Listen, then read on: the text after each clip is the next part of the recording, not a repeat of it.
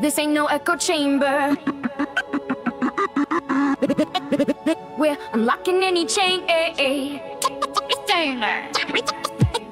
The devil's advocate speaking, cutting through the fog. Let us explain. Yeah. Pull up, turn the volume, let the bass ignite. Devil's advocates, that's the channel. Together we fight.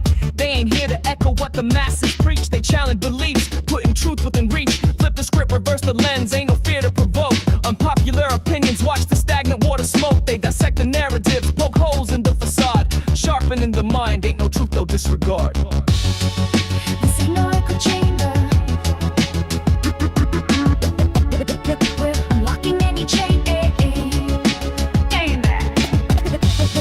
Devil's advocate speaking, cutting through the fog.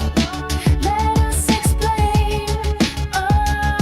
See, the description hit hard, that's the blueprint to code. Not everyone likes it, but that's the path they strode. Challenging beliefs, that's the mission, the aim. Flipping tables on conventional, fanning intellectual flame. Stepping opposing view, not for conflicts embrace, but to sharpen the blade of truth. Leave no logical trace of error or bias or thoughts that just float. They dig to the core, let the arguments bloat with substance and reason, not just empty retort. They building up thinkers, a mental fortress of thought. This ain't no echo chamber. We're unlocking any chain. Devil's advocate speaking, cutting through the fog. Let us explain. You don't go by always being right, that's a stagnant pool. Growth comes from questioning, breaking every rigid rule. Honest conversations, bold questions, a few uncomfortable facts. They lay it all bare, no turning back, no looking back. Seeking clarity over debate, either way you win. They push you to understand where your own thoughts begin. So hit that subscribe button, let the knowledge unfurl. The devil's advocates, changing your whole world. Yeah, it might make you squirm, but that's how you transcend. Listen to the devil's advocates till the very end. Peace.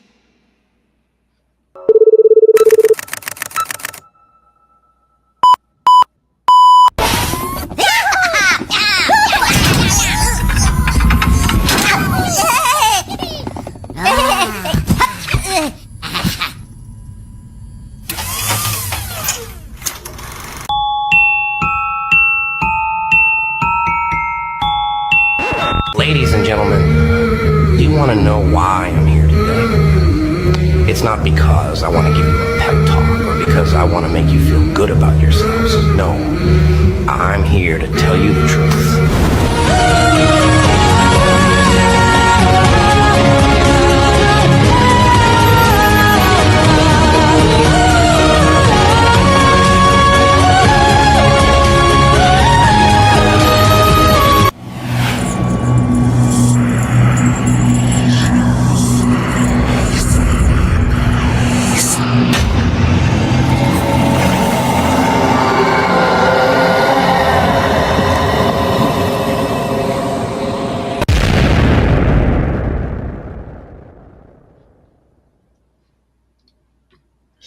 Hey everybody, welcome. Hopefully you can hear me. I am so out of sync right now. I lost track of time and I was like, oh my God, does this say I'm supposed to be live in 2 minutes? And I'm scrambling to get all my screens put up. I just want to make sure everybody's got sound. Normally I'm trying to say hi to people as I'm warming up the room. However, I had something happen here. It got me completely out of rhythm. And then I realized, crap, I got to go live right now. So sound check. Anybody let me know if I got a sound, I got any kind of sound going. Sound check's good. Okay, perfect. Thank you.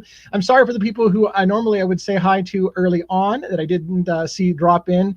Dina Sites, Ray, thank you. Woon Woon, of course. Jay Gamble. A lot of people I see. Cloud. No, Cloud, that is not me rapping, by the way. And somebody had also liked the intro. So I've got intro music and I've got the intro video, both of which have been enormously possible because of Birdie Bombshells, partner in crime of mine. Another YouTuber, Birdie Bombshells. Most of you probably already know him because a lot of you found out about me through him. But anyways, Birdie and I have a friendship, and Birdie hooked me up with. He actually created that intro with the minions, which, by the way, is the name of people who help me on my channel. I've got some people who are okay with being called my minions. It sounds so arrogant to say you have minions, but they willingly took on that name. I told them I thought the name was cute. I used to have minions when I was a lead of something, and they're like, I like that name, and I'm like, I don't know if I feel comfortable calling people minions, but it stuck. We have minions in the video, and that was not even by my request. Birdie made that whole thing for me. He had a great birdie. He had a great birdie. Birdie had a great birdie. Birdie had a great intro one time, and I was like, oh my God, your intro is giving me the chills. And he's like, I'm gonna make you one. And I'm like, okay. And he did. It was amazing.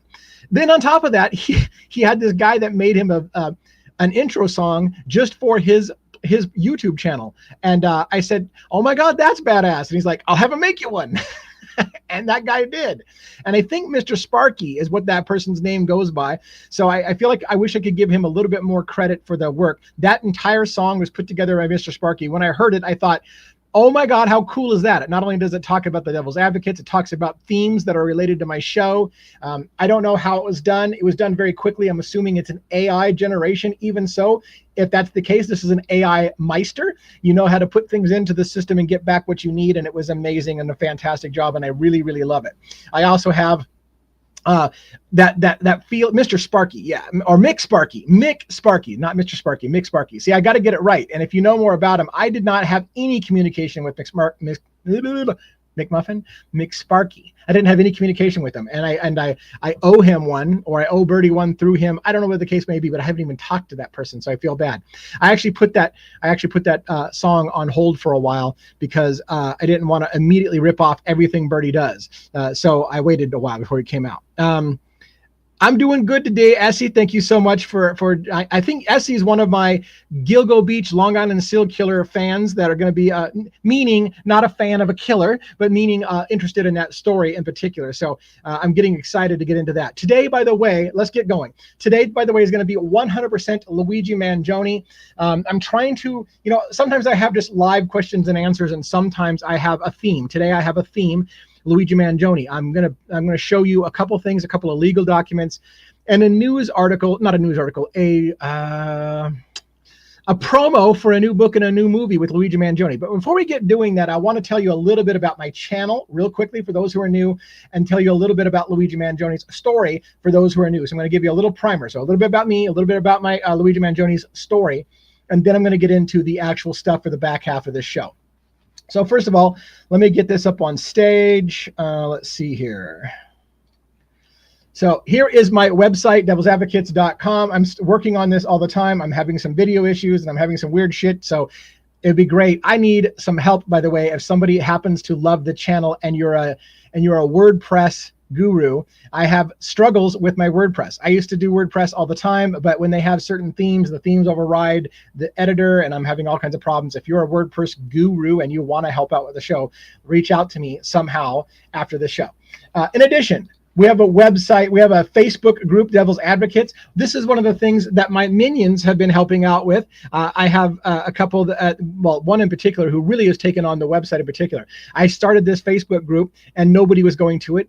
This was early on in my ventures of a YouTuber, and it didn't take off. But now I have somebody actually moderating, there's watching it, and they're posting videos that are going to TikTok. By the way, I had given up on TikTok. Woon in the room here has taken over, posting things to TikTok, to Instagram, maybe Facebook Reels, using a program that I paid for to be able to do that kind of stuff, and they've taken that off my plate. So minions kick ass, because this was all stuff that I can't do it. I can't keep up with all the social media platforms. So now I have volunteers who just believe in the show and love it. And I'm glad that you love the facts over feelings. I did some ideas and it came up as a suggestion. I immediately loved that. Unfortunately, I saw another YouTuber using facts over feelings, and it's something that's been used by people. It's not copyrighted, so we're okay. But I like it as well. In addition, a new thing for me is the Devil's Docket that showed up here in Substack. This is a Substack page. Substack is more of a written format. Boy, I really enunciate written. It is written. Why is that? I don't know where I picked up that. You know, I have some weird peculiarities. Slurred the fuck out of that word and then totally enunciate written. Make sense of that. Anyways, the point being, devil's advocates. One of the things on here, my primary new thing is going to lead into today's show. Luigi Mangione. Every single week, I write letters to 3 inmates that are in the 3 stories I follow. My channel primarily follows. It started with Luigi Mangione, the alleged shooter of Brian Thompson in New York City on December 4th, 2024. And I'm going to cover that briefly as our primer about why, if you're new to Luigi Mangione's story, you want to hear the primer to get up to speed. And then we'll get into the details. So there you go. There's a little bit about me. There's our website, devilsadvocates.info, Facebook group, Devil's Advocates, The Devil's Advocates. There you go on the screen. And then, of course, Substack, The Devil's Docket, which is going to cover a lot of written material. There it is again. Why am I articulating that word or enunciating that word? So written word. How about written word? I don't know why I keep doing written. That is overly complex. Anyways, so the letter to Luigi Mangione. This letter that I focused on here is a letter that I wrote to Luigi Mangione on June 23rd, I think it was, and he just received it. How do I know? Let me introduce you to a little bit about Luigi Mangione as a person with Luigi Mangione's website. Yeah, this is an inmate with his own website. His attorney, Karen Ignifilo, and her team, Ignifilo Intrader, their legal team, put up a website for Luigi Mangione Info, where she informs the public about the cases that are going on. Luigi Mangione is facing 3 jurisdictions. He's wanted in the Commonwealth of Pennsylvania, he's wanted by the state of New York City, and he's wanted by the federal government in New York City. 3 different jurisdictions all want Luigi Mangione. This man may be the most wanted man in America. I'll explain that briefly as I do a primer for you. And here she tracks all the court cases. One of the cool things that she has, to get back to that letter for a minute, is she has a FAQ section. And they got all these questions. One of the questions in here is, you know, how do I know if Luigi is receiving the mail that I'm sending him? Luigi Mangione, believe it or not, only inmate I've ever seen do this in my life, has a letter log that he keeps on a notebook in his cell, and he writes to the people, hey, I'm overwhelmed by the responses. Here's how I'm going to do this. Every letter, I'll read every single letter you send me. I will keep a log of what date I received your letter on. I'll have the first and the last initial of the person who sent me the letter, the last 2 digits of their zip code, so that you know how to separate yourself from some other AB, for example, and the postmark date of the letter that you sent me. And he's been keeping track of this forever. I've never seen an inmate do this. Now, before you go weird and go like, are you having some kind of love affair with freaking Luigi Mangione? Let me explain to you why Luigi Mangione is a little different than all the other cases. I'm just scrolling through so you can see how long this has been going on. And check this out. In May, and this is what the support for Luigi Mangione is. In May 29th, he's getting all these letters from, look at this, from December right there, and from January, and from March. He's getting a crap ton of letters in May that are still coming in from last year in December and some early this year. So it's way behind. His mailroom is flooded, and they can only give him so many letters. And so Luigi Mangione literally has like a whole shit ton of backlogged letters. I've written him 12 letters. Why would you do that? I'll tell you a little bit about that in a minute. I've written him 12 letters. Luigi Mangione has received 2 of them. The last letter he received, the one I talk about on my Substack right here, Luigi Mangione just read my 6th letter. That letter was a doozy. I literally said in this letter, I don't know that that MDC, the Metropolitan Detention Center, is going to let you even see this letter, because it was basically a letter saying, hey, a lot of people support you, whether you did or whether you didn't do it. So let's talk about what Luigi Mangione allegedly did and how that's going down as we get into some legal documents that are going on, and a book and a movie coming out about Luigi Mangione. I told you this guy is freaking, people are obsessed with Luigi Mangione. But let me explain a little bit why. For those who don't know, on December 4th, 2024, there was an investor conference for United Healthcare in downtown New York, downtown Manhattan, I should say, downtown Manhattan. And at about 6:40 in the morning, a gunman who was masked, you couldn't see him, walked up behind Brian Thompson on his way to the investor conference, where he was going to speak about how much money he's going to make United Healthcare this year. Shot Brian Thompson in cold blood on the streets of New York City. at about 6:40 in the morning, right next to somebody. However, every shot that he shot hit. Brian Thompson died on the scene, unfortunately, and I don't believe in vigilante justice. So let's be clear about this. Having said that, this case became way crazier and way more interesting than you could possibly imagine. That shooter, whoever it was, and we're not saying it's Luigi Mangione, but that shooter then calmly, after shooting Brian Thompson, walked across the street, kind of jogged across the street, but walked calmly. The gun even jammed. The gun even jammed while he was shooting, and he unjammed the gun very calmly, very professionally, and walked across the street, jumped on an e-bike, and disappeared into Central Park, where he went off camera and nobody could see him. He was wearing dark clothes, a backpack, and a face mask, in which nobody could really tell who it was.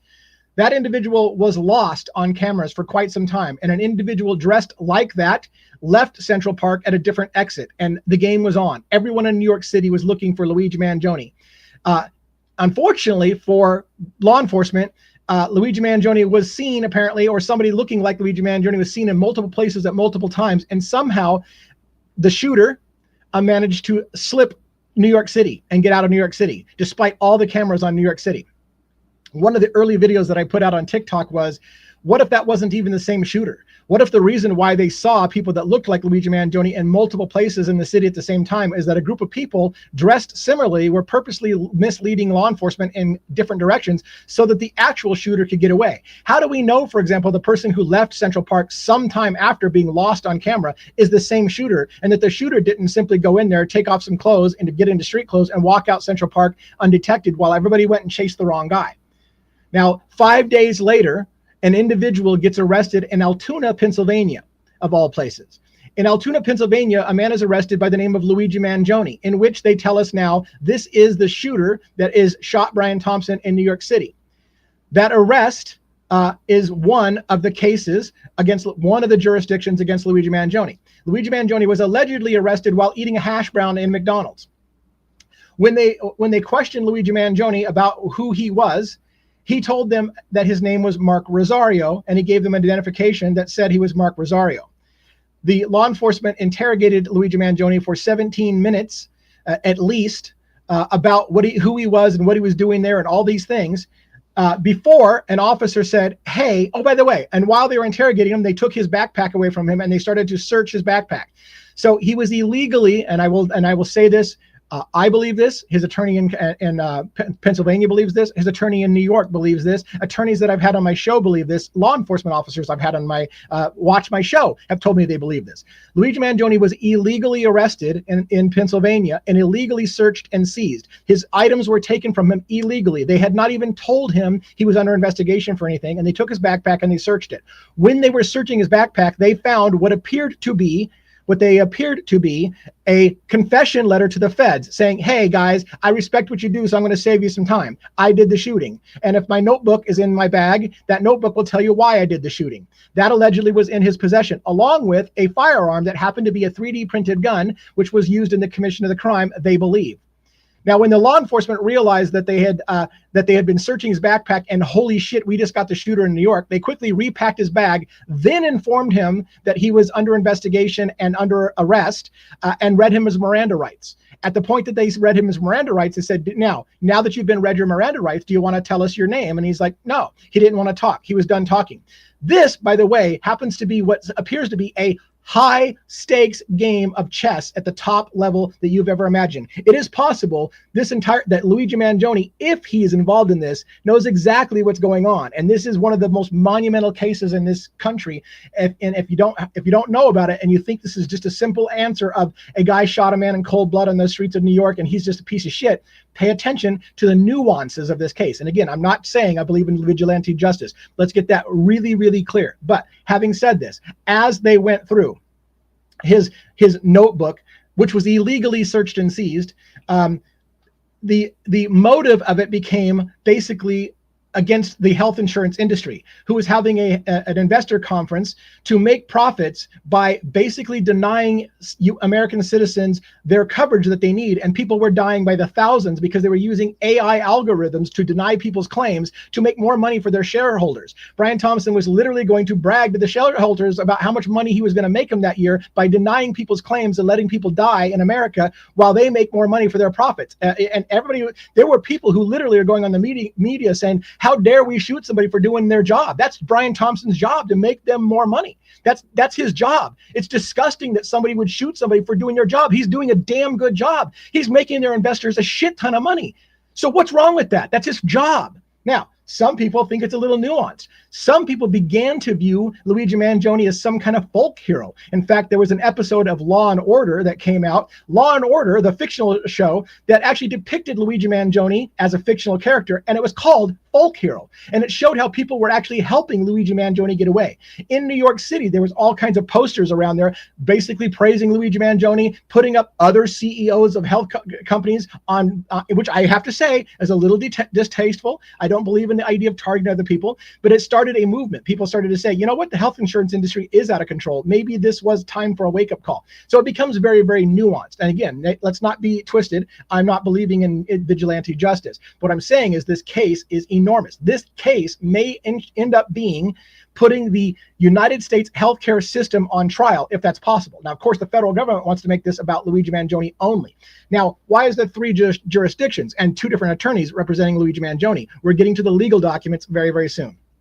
So what's happening is, in Pennsylvania, of course, Luigi Mangione had an attorney who's representing him in the charges in Pennsylvania. Those charges include presenting a false identification to a police officer, which, by the way, is not a crime in Pennsylvania. Despite, and I've got lots of videos explaining to you. I've had attorneys talk to me about it, and his attorney have all pointed out why it is not illegal. It was never illegal for Luigi Mangione to tell them a false name. That is not illegal in the state of Pennsylvania. I can't say it enough times, and that's where they got in trouble. They arrested him essentially for that, when that's not actually a crime, until you have been informed that you were under investigation or under arrest, and they did not do so. So therefore, it's not against the law to give them any name you want to until you've been informed that you're under investigation. So that's some of the nuances. Now, that attorney is Thomas Dickey. Thomas Dickey's got one of the legal documents that we're going to break down a little bit today, if I got enough time, and we're going to cover Karen Agnifilo. Now, Karen Agnifilo, what happened was, once Luigi Mangione was detained in Pennsylvania with supposedly the items they needed in New York,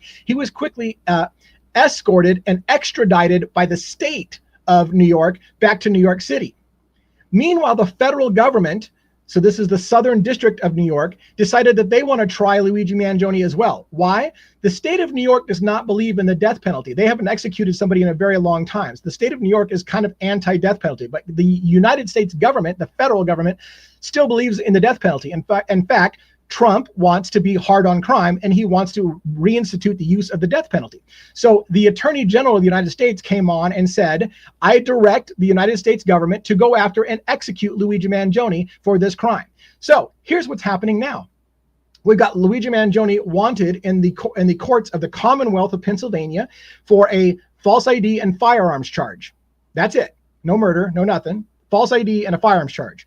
Then when they brought him to New York State, they charged him with murder in furtherance of an act of terrorism, a terrorism charge, which they allege was Luigi Mangione was basically committing an act of terrorism against a population.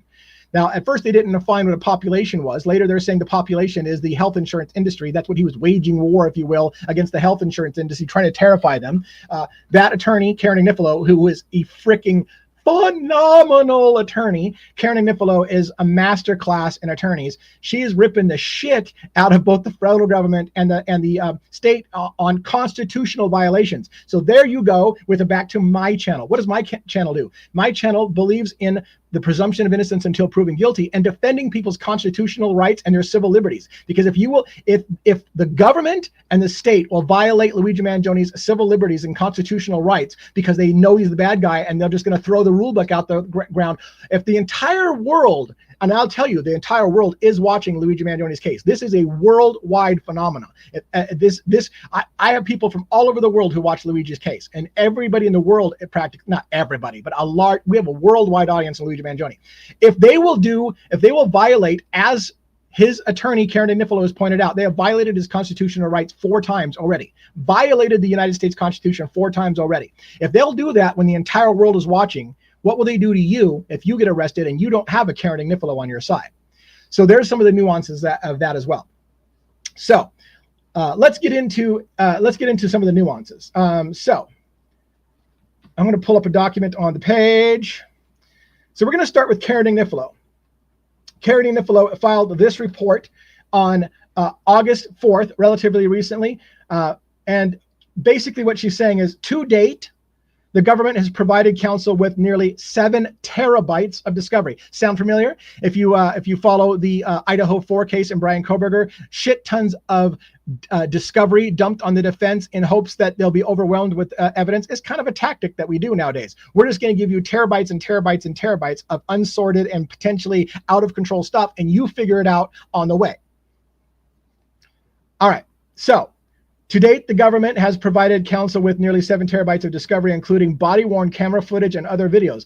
To adequately prepare for trial and assist in his own defense, Mr. Manjone requires access to his discovery on a laptop at the MDC. This is not an unusual ask. Lots of inmates are allowed to have a laptop to assist in their own defense. And the reason why it's important, the reason I want to say, for those of you who are coming up to speed, is some people are going to say, oh, I bet you the only way that Luigi Mangione gets away with this is to claim temporary insanity.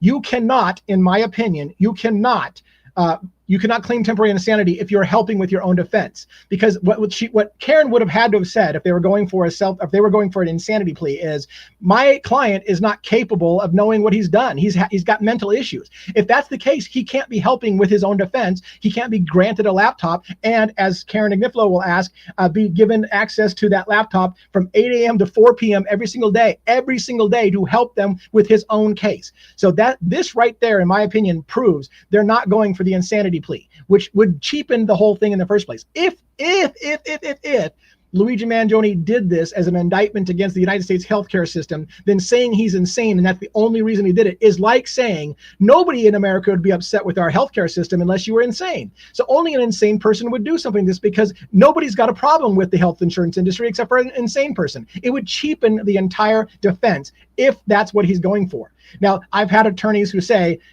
I don't know about this, DA. Like you're saying, this might be a self-defense case. Luigi Mangione might actually say, if he ever admits, and he may not admit, because if I were on his legal team, I would say, first prove I did it. I'm not going to admit I did shit. You prove I did it. If they do prove he did it, then the defense might be, this was an act of self-defense. And I've had attorneys say, man, that's going to be a hard press. Yeah, it's going to be a hard press, but I don't think it's impossible. And I think it may be a landmark case in this country. So basically, that's it for this document. She's asked for a laptop for Luigi Mangione to be able to help out with going through the 7 terabytes of discovery that's already been revealed, and to have access to that laptop 8 to 4 p.m. It will not have internet access. Luigi Mangione is not allowed to surf the internet and look at, I'm not going to go there, do whatever he wants to on the internet. He can't do that. And from what I understand, this laptop was granted to Luigi Mangione. So it's a quote unquote little win for the defense. And it's the main thing I want to point out to you is it's proof to me we're not going for an insanity defense in the Luigi Mangione case. Now here's the big document. And where are we looking at time? 27 minutes. Let me see if I got some comments before I go into this is kind of where we're going to end the day. We're going to end this 1-hour session on this last document. This is filed by Thomas Dickey, his attorney in Pennsylvania. The one where, by the way, let me before I get into looking through the comments and seeing where I'm at, let me point something out. That illegal arrest in Pennsylvania, which when I saw it, before the attorney for Luigi Mangione even said something, I said, that's an illegal arrest. I was looking up the law. I'm like, that's an illegal arrest. And then comes out Thomas Dickey and said, that's an illegal arrest. And I'm like, fuck yeah, it's an illegal arrest. And so I broke down the legal documents. I showed people on screen the actual code, the law that explained it's not illegal, and even showed how the appellate court in the Commonwealth of Pennsylvania upheld that it's not illegal to provide a false identification to a police officer. I had a police officer in the room say, I've arrested people for false identification all the time. I didn't know that was a thing. But looking into Pennsylvania law, it's a little different in Pennsylvania. So shit, what do you know? In Pennsylvania, it's not illegal to provide a law enforcement officer false identification unless they've been informed that they're under investigation. And Luigi Mangione clearly, and by the way, there was body cam footage all over that shit. Luigi Mangione is on camera showing that he never got read his Miranda rights. He was never informed he was under investigation. They illegally detained him with a wall of officers, not letting him leave the McDonald's while maintaining he was free to leave it anytime he wanted to. My ass, if Luigi Mangione had touched an officer trying to get out of the corner of the McDonald's where he was pinned by 11 officers at one point, he would have been slammed and cuffed, and we would have had video footage of how he was resisting arrest. Fortunately for Mangione, he was smart enough. Again, I say high stakes game of chess here. Luigi Mangione knew not to fucking move. He knew not to touch an officer and to simply argue, hey, I didn't do anything. You guys detained me. And no, I wasn't free to go. And so I'll just take my day in court. Now, some could argue maybe Luigi Mangione did it and maybe Luigi Mangione was ready to be turned over, but a lot of that doesn't make sense. Explain to me why he would go on the run for 5 days only to sit at McDonald's waiting for them to come arrest him with the murder weapon supposedly on him and a signed confession letter already on him. That whole thing doesn't make sense. And by the way, if you're intrigued about that, wait till you see. You should look into the Monopoly money that was left in Central Park. It was an Easter egg, perhaps, about a game being played. There was Monopoly money. There was secret codes to Pokemon references that Luigi Mangione may have left behind. Luigi Mangione had been part of a game club with other gamers. They literally may be super highly intelligent young gentlemen who are playing a game, a literal game, and leaving Easter eggs for the public. If that doesn't intrigue you, then I would ask you to look even further, because there's crazy shit about... There's crazy shit. Here's another one. How to Blow Up a Pipeline. There was a movie that came out. It was a book, actually. It was a nonfiction book called How to Blow Up a Pipeline, in which a group of individuals decided they wanted to make change. And legislation doesn't fix anything. Protests don't fix anything. Something has to be done on an extreme level. And so they decided to blow up a pipeline. A movie was made called How to Blow Up a Pipeline, in which a group of individuals got together and conspired to do an act of terrorism, if you will, or eco-terrorism, if you will, and let one person just willingly take the fall for everyone so that the rest of them could walk away. One of the first questions I asked on TikTok is, Luigi Mangione even the shooter? Did he just simply agree to take the fall so that other people who were involved in this, maybe a whole group of people, walked away and have the ability to continue to affect change? Did he take the fall? That was just a question that I asked. So there's a lot of crazy shit, and I think that you will enjoy the story. If you even want to go back to the very, very beginning of my videos on Luigi Mangione, there's a whole playlist on YouTube. Start from the beginning if you're not familiar. I think you'll find it intriguing. All right, let me catch some comments, and then we'll get into this last legal document. Jay Ray says, I'm mostly intrigued by the public's response to this crime. Yes, the public is, and here's the thing. I mean, it helps that Luigi Mangione is a fit, tall, Italian man who's attractive. That helps his case, right? Because a lot of people, and he's nice, he smiles a lot. In fact, he's done some things that make it look like he loves people, despite the despicable act that they claim that he did. So people Luigi's an enigma. Do I hate this guy or do I love this guy? Is he a folk hero protecting the rights of everyone out there and doing something extreme because nobody else has the courage to do so? Or is he a cold stone killer who just was a coward and shot a man in the back? How do you feel about him? It leaves a lot of people very, very confused. So I'm just looking for a rundown here. Yeah, and I want to say this. Robin Lynn says, that's why it's important to know your state's laws. I want to reiterate, one of the things that I want to do on my channel is educate you, the public, on your constitutional rights. Again, some of you don't understand why we give a shit if a criminal has rights. Why should a criminal have rights? Again, if they will violate your civil liberties and your constitutional rights, and if they will break the law to put people away that they think are guilty, what happens when they do that to somebody who isn't guilty, but they break the law to make it happen anyways? That should scare the piss out of you, in my opinion. So I like to educate the public. So when you watch my videos about why it was illegal or why it was not illegal for Luigi Mangione to say he was a different person than he was to law enforcement, you will learn a lot about the law. You will learn how the law is applied differently in different states, and how even law enforcement sometimes doesn't know their own laws. They think, well, because if you have a new cop from another place and they just took a job there, they might not know their laws in that state as well. And they're like, oh yeah, I arrest people all the time for this. Well, not in this state, you shouldn't. Like, there's a lot of nuances. And so we like to educate you. And we have attorneys on this show. I have Ali Benevento, I have Cynthia Thornton. Cynthia Thornton was the first attorney I had on my show. She's a New York attorney who was, not obsessed, really, really into the Luigi Mangione case. I got her on early on the show. And then later on, Ali Benevento. She's I think Italian as well, right? And she's big into Luigi Mangione. She calls him Cousin Luigi all the time. People have a fondness for the legal aspects of this very, very, again, high stakes game of chess, right? Now, the gist of this article, as we're kind of running low on time, is I'm going to give you the gist of the article right off the bat, but, well, let me go in here. Yeah, I'm going to give you the gist, because I realize that this is a really long, let me scroll through this so you can see how much I highlighted. And at first I was going to read you a large section of all of that. I'm rethinking this as I go, and I might pan through it just to kind of show you. And there you go. This is Thomas Dickey Law Office. This is his attorney in Pennsylvania. Now, here's what the argument is, and here's where it gets really, really interesting from a legal perspective. So let's spend a little bit of time with this. And that is the matter of, let me see if I can find the wording from the document. The matter of, hold on, stand by.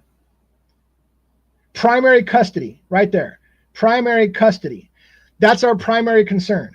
Who has primary custody of Luigi Mangione? Now, hear me out. Here's the way this played out. Luigi Mangione is wanted for murder in New York State. The federal government and the state are both charging Luigi Mangione for exactly the same crimes. The difference is, and this part I didn't explain to you. This part I didn't explain to you so well. Well, yeah, maybe I did.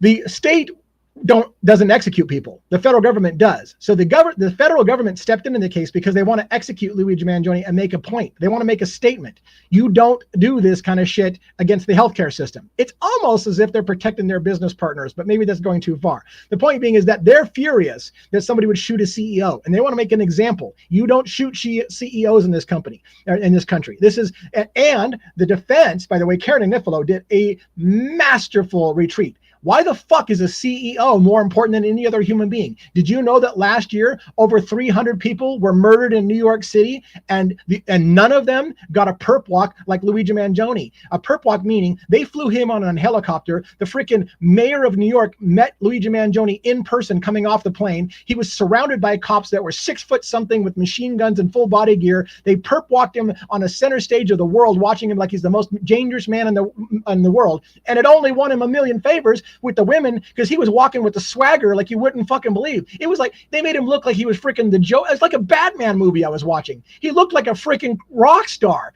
Like I'm the most dangerous man in America. But as Karen Agnifilo said, I've never seen anything more disgusting in my life. Luigi Mangione just shot one man, supposedly. She didn't confess that he shot a man. Supposedly all he did is he shot one man, and you're perp walking him like he's the most wanted criminal in America.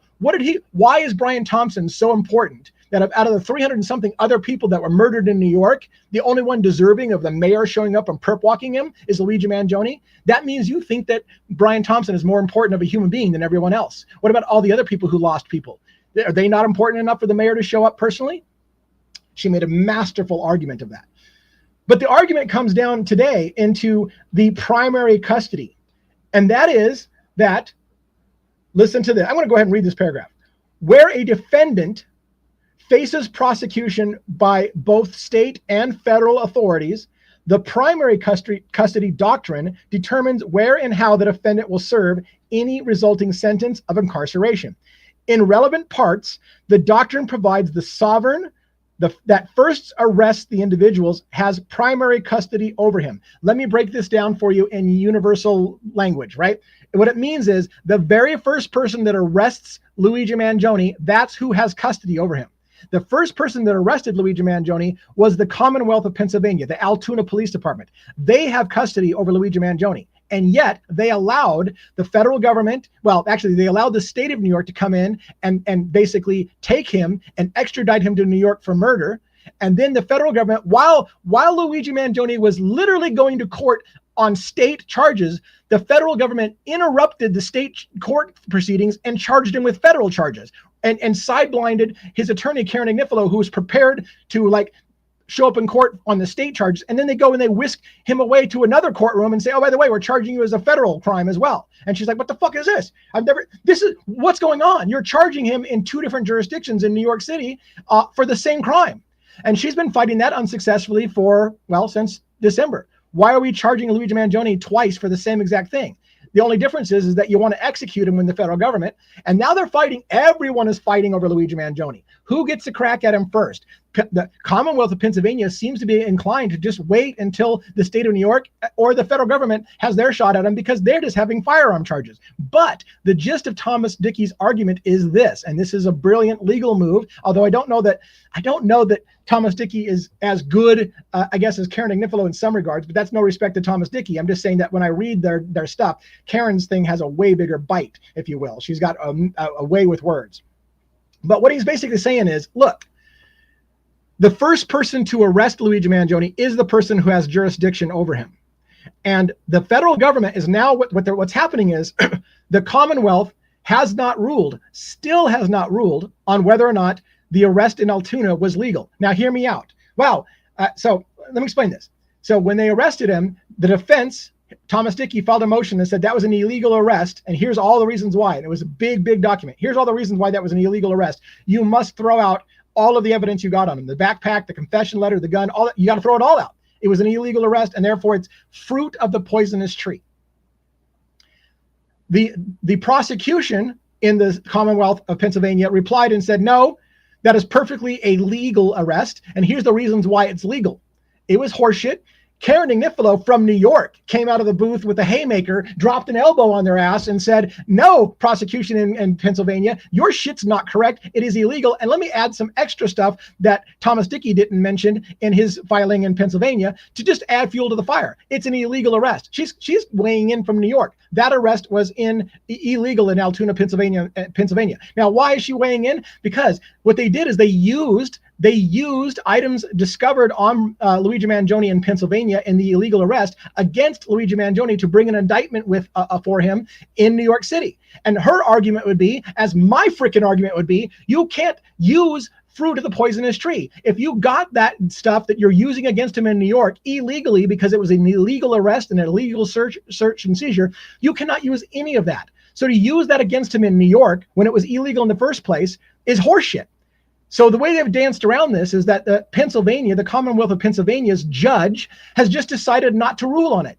So she's heard, I think it's a she, pretty sure, Margaret Garnett, I think, if I remember right, is the one in Pennsylvania, I think. Hopefully I'm correct about that.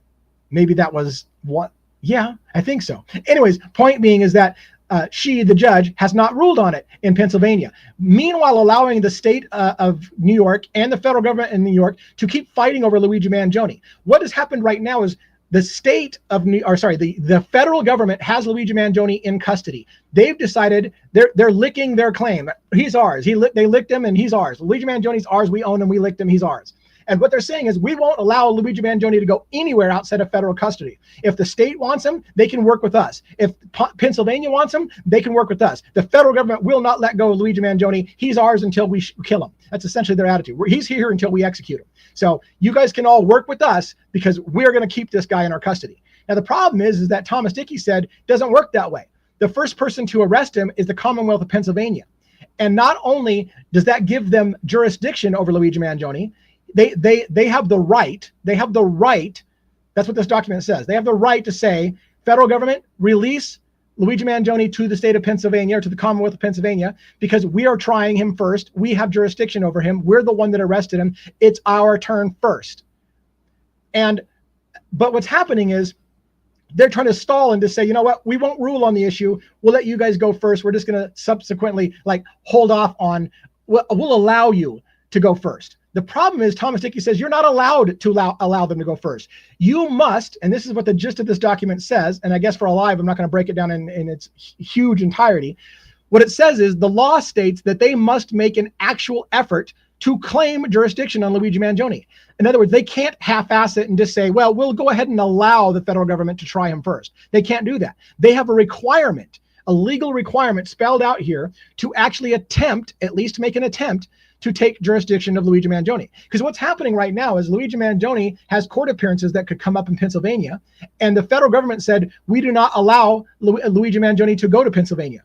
So his attorney argued, Luigi Mangione has a right by law to appear in person when his life is on the line, when he's being tried and you've got his You're detaining his liberties. You're keeping him from living his life and pursuing happiness. You're keeping him locked up. He has the right to go and face his accusers in person. So, one, Commonwealth of Pennsylvania, get off your ass and make a ruling on that thing. Set a court date and allow my guy to appear in person in Pennsylvania. The federal government in the state of New York said no. Luigi Mangione is not allowed to go to Pennsylvania even if you set a date, and we're not going to provide any transportation services for Luigi Mangione. So Thomas Dickey is retorting here. Again, this is a lot of legal shit. He's basically responding saying, not only does the Commonwealth have jurisdiction on him, but they're compelled to claim rights of him and say they need to formally submit a request to the government saying, we request you release Luigi Mangione to us so that we can do our job. Because the law stipulates they must try him in a timely fashion. That's what the law says, right? It says we must try Luigi Mangione in a timely fashion. I think the ticker on that is 1 year. So it happened in December 4th. So 1 year would be December 4th coming up this year.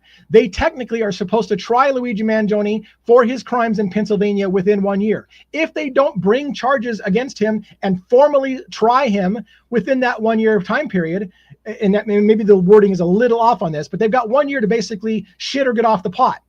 So drop the charges if you're not going to do something, or do it in a timely fashion and take care of it this year.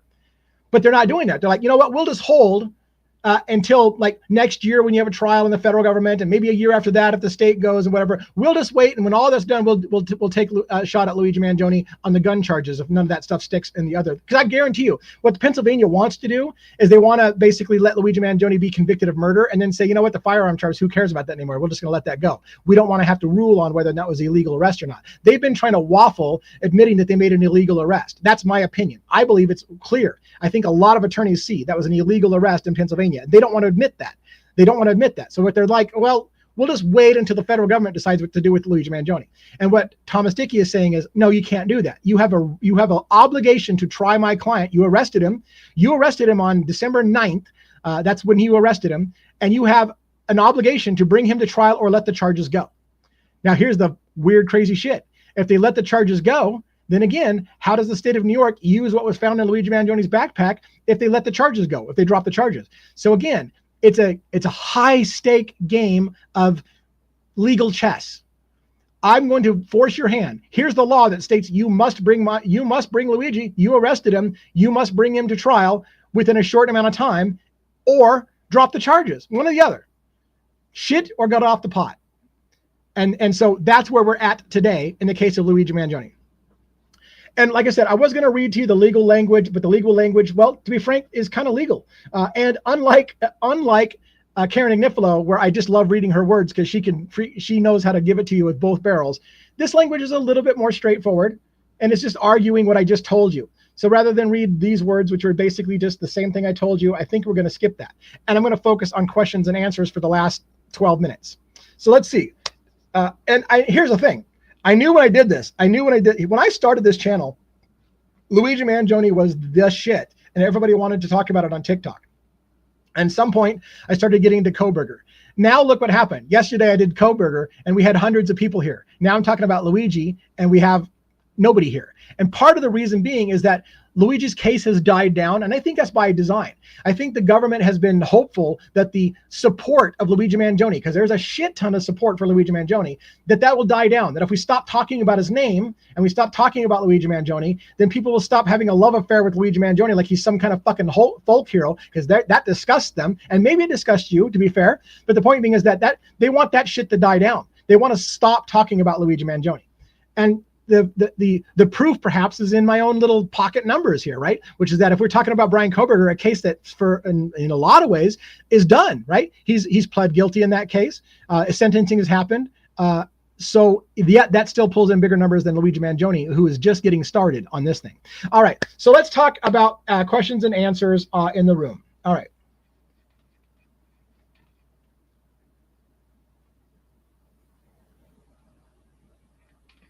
Yeah, so Michelle says, if they allow him to attend trial in the New York State court, they should be able to do it the same for PA. Yes, Michelle, I think that's correct. But logistically, right, it's a lot harder. You're transporting across state borders. The U.S. Marshals, I believe, would then have to be involved. The Marshal's job, the U.S. Marshal's job is to take high-profile people like Luigi Mangione, and you don't get probably much more high-profile than Luigi Mangione. The U.S. Marshals would have to provide custody, support, and protection for Luigi Mangione and transport him to Pennsylvania and back. That's all cost and expense to taxpayers. And essentially, whether they're doing it just because they want to be an asshole or because they don't want the expense, they're like, no, we're not transporting Luigi Mangione back and forth. And so some would say Thomas Dickey is just simply trying to do hey, you want him so bad? You guys want to keep custody? Good. Then you can pay for him to have some excursions out of the prison. You know what? My client or our client would like to stretch his legs every so often and go for a drive. So take Luigi Mangione on a drive, let him get out of prison, let him go hang out in Pennsylvania for a while and come back. And they're like, fuck that. That guy doesn't get a drive. Well, so maybe it's posturing, but it's kind of funny in some regards. Let's see what else.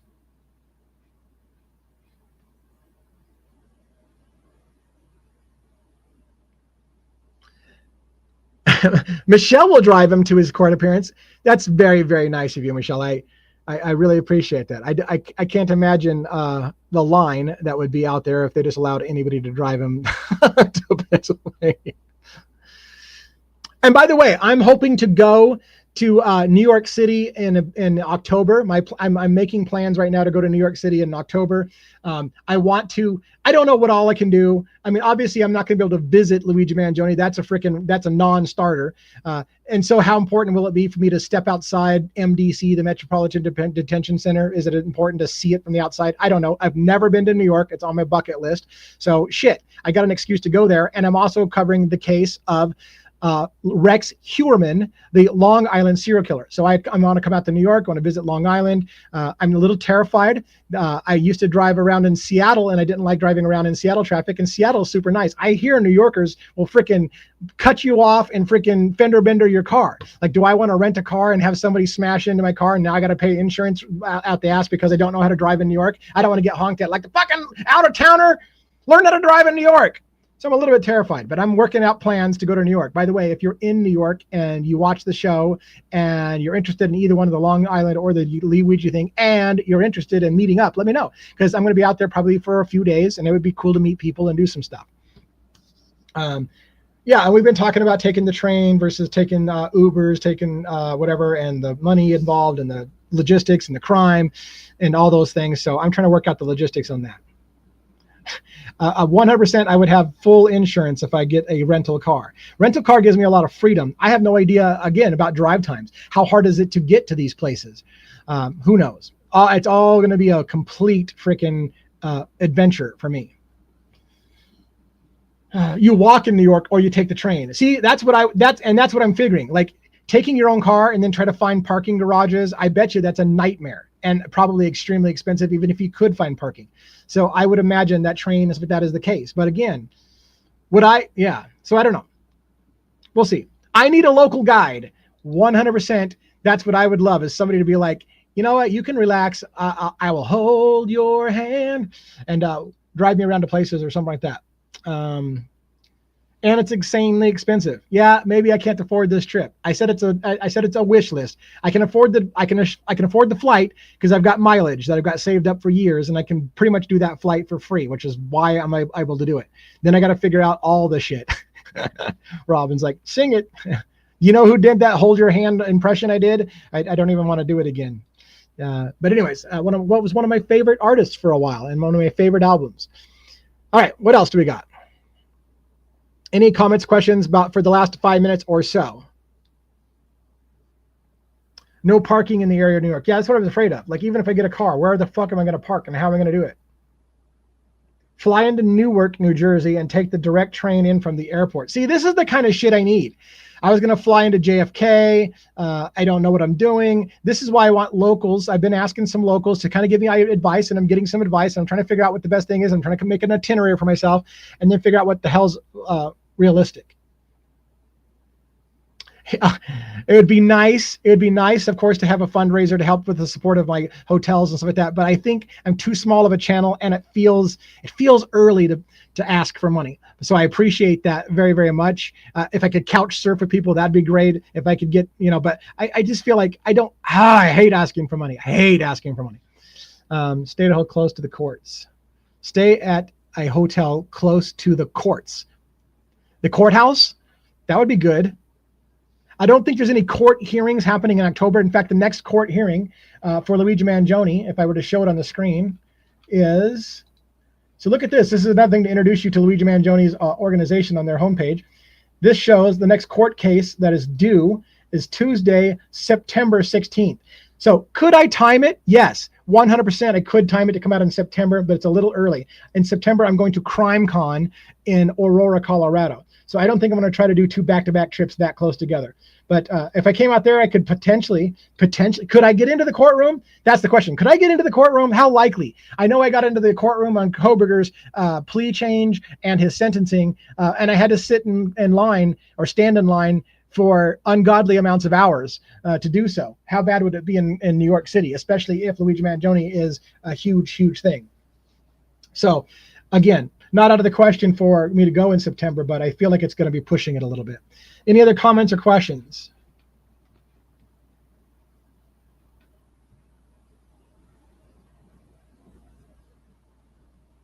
Looks like we might be wrapping up here. It's like one of those going once, going twice. I don't know, by the way, I don't have a lot of data points on my belt, but today's viewership is pretty small. 33 versus 200 and something yesterday. So is that, 1, I suddenly suck? 2, the content's just not as important. People aren't interested in Luigi like they are Brian Koberger. Or 3, just happens to be luck of the draw. Some days there's, maybe right now some big channel is going and everybody's over there watching that show. That's very, very possible. That's usually when my numbers get crushed the most, is when somebody bigger than me is going on stage.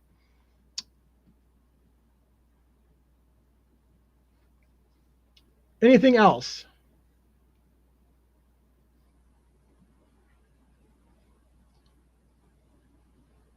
Will September get delayed, and why would that happen if so? We have seen many postponements. Yeah, as far as I know, the September 16th date is kind of a placeholder. Right now, the big fight in the state of New York is whether or not the state of New York is going to try him first, or if the federal government's going to try him first. I won't get into all the nuances. Karen Ignifilo is arguing that right now the idea is that the state wants to prosecute Luigi Mangione first, and the federal government's going to keep him in custody while he fights a state case, and then try him in the federal courts after the state goes. And Karen is saying that is a waste of everyone's time. The state case the federal government case in New York has death on the line. It's the higher stakes. Why try him twice? Try him in one court. Let's make it entirely a federal case. Don't make us fight 2 different court cases in 2 different jurisdictions at the same time, because it actually hurts my client's defense. In order for him to defend himself in one case, the state case, he may actually say something that's going to get him in trouble in the federal case, or vice versa. So let's drop one. That's her argument. And they're trying to kind of work that out right now. The state seems to have no plan to budge on their going first, but that September date may be to just determine, yes, we're going first, too bad, or no, we're not going. It could get moved. It could happen. Yes. What else?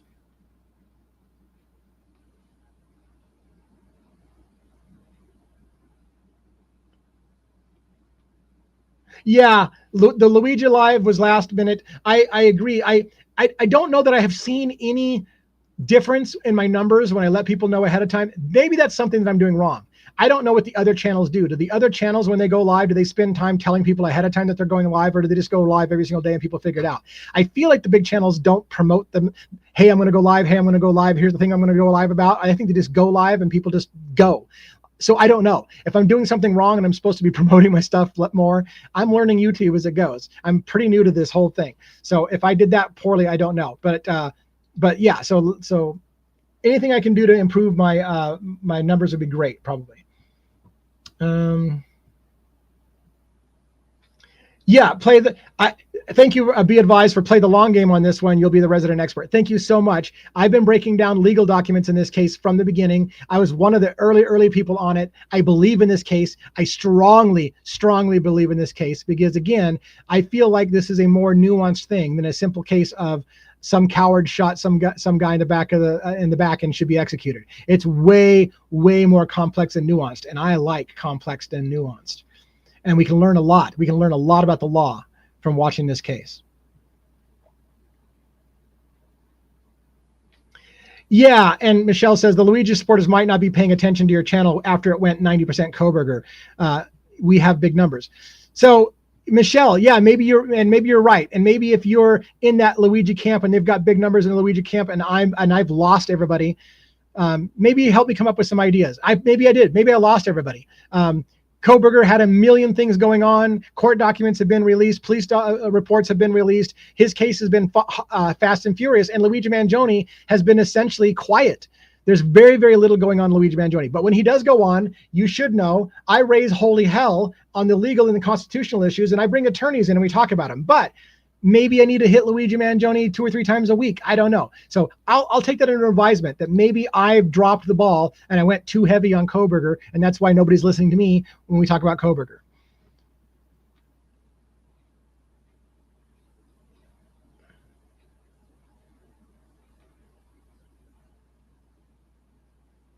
What else? Any last minute questions?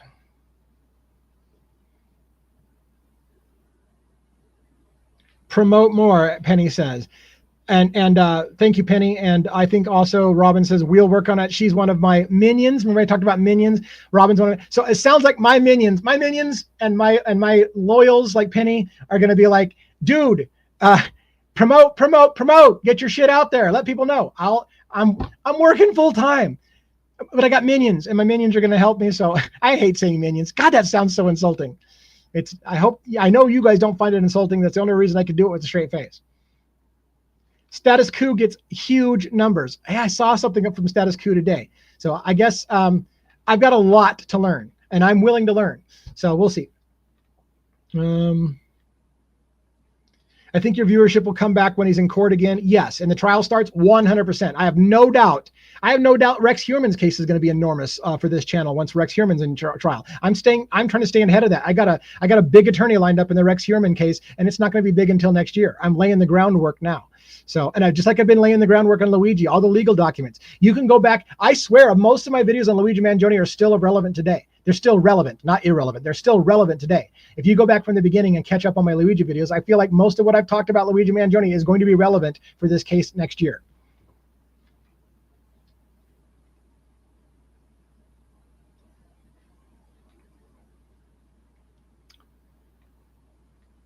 All right, anything else? Yes, Lisk, Long Island serial killer, and Luigi will blow up big. 100%, I agree. Crystal White, thank you so much for the support of the channel. Everybody, thank you so much. That is it for me. I'm at over an hour. I am done. I appreciate you listening to my my rant on Luigi Mangione. I hope somebody in here, like I hope it wasn't all Luigi followers who are like, you just wasted the first 20 minutes of this video talking about stuff we all know. Move on to the meat. And hopefully some people are in here like, I'm not sure I know much about Luigi Mangione's case. And hopefully I covered it well enough that you're intrigued, because there's a lot of shit to be intrigued about. So pay attention. This is going to be a monumental case. Have a great day, everybody. And I'll see you tomorrow at 3 p.m. Pacific Standard Time, same exact time for my Friday Live. Maybe we'll promote it more. All right, take it easy.